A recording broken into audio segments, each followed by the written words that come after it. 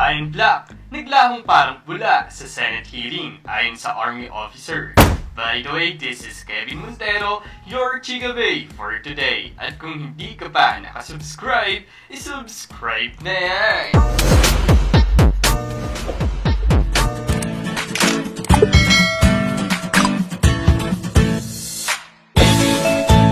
Nito lamang sa Senado, lumantad ang mga dating NPA na nagbalik loob sa gobyerno para isiwalat ang mga kabalbalan ng mga rebeldeng komunista. Kaso nga lang, hindi dumalo sa Senate hearing ang mga miyembro ng Makabayan Black.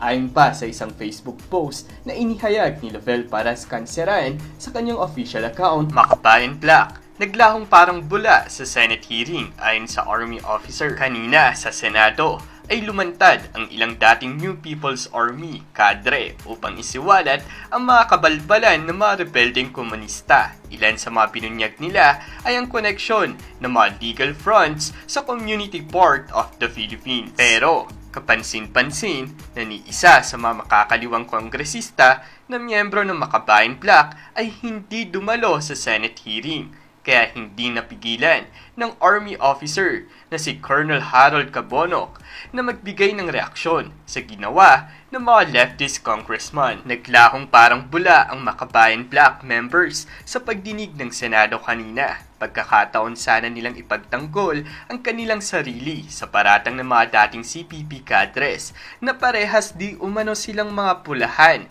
na miyembro ng Communist Party of the Philippines. Bakit kaya ayaw sumipot ang mga mambabatas ng Makabayan Black?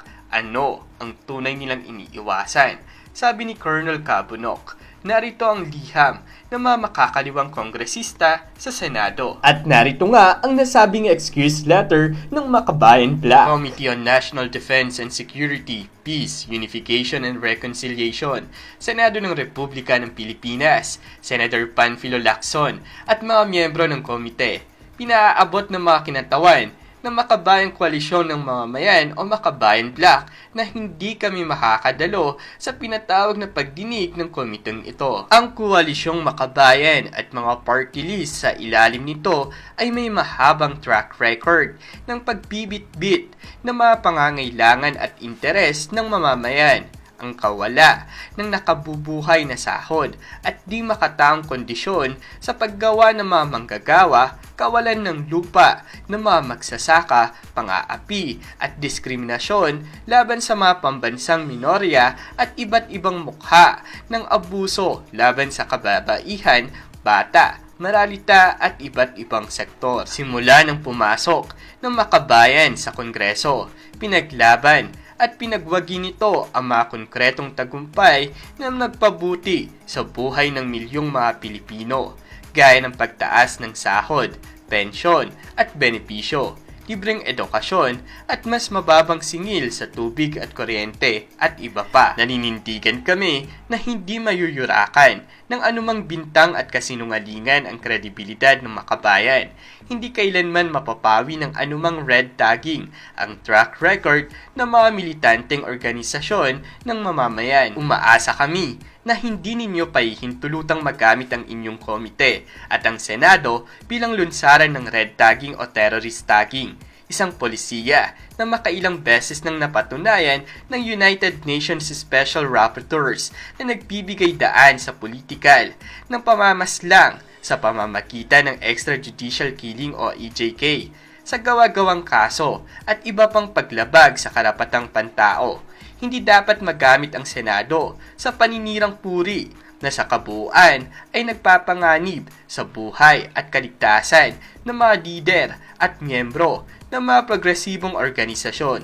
Hindi dapat mauulit ang mga nangyari nang inimbestigahan ng Senado ang issue ng missing minors kung saan itinanghal ang mga walang ebidensyang akusasyon at nagresulta sa pagsampa ng gawa-gawang kaso laban sa isang kinatawan at ilang opisyal at miyembro ng Makabayan. Kasong kamakailan lamang ay binasura ng DOJ dahil sa kawalan ng batayan at ebidensya. Sa kalagitnaan ng pagragasa ng krisis pangkalusugan at sa ekonomiya dulot ng pandemya ng COVID-19, sinalanta pa ng Super Bagyong Rolly ang rehiyon ng Bicol at marami pang rehiyon sa bansa. Nararapat na ituon nating lahat ang atensyon sa pagtugon sa mga kagayat ng pangangailangan ng ating mga kababayang biktima ng pandemya at kalamidad, hindi sa politikal na pananakot at pagpapalaganap ng kasinungalingan. Sa naging issue na to, napansin ng mga netizens na kada hearing hindi sila dumadalo, na paghahalataan tuloy na umiiwas sila sa mga itatanong dahil lantaran ang mga ebidensyang pinanghahawakan sa Senado. Kaya reaksyon ng mga netizens sa naging issue na to. What's wrong, makabayan plak? Kung malinis ang hangarin nyo sa bayan, bakit hindi kayo sumipot sa Senado? Takot kayo o may pinagtataguan kayo para hindi kayo mapahiya dahil totoo ang paratang ng mga witness? O kaya may sarili kayong press con at doon kayo sa iBias Media at Bayadang Media magsasatsat ng kasinungalingan nyo? Alam na ng taong bayan kung sino kayong makabayan plak, deny pa more. Dapat ipasomon sila ng Senate President gaya ng ginagawa nila sa mga ibang witnesses. Dapat mag-issue din sila ng subpoena para mag-attend sila. Hindi pwede yung ganun na lamang.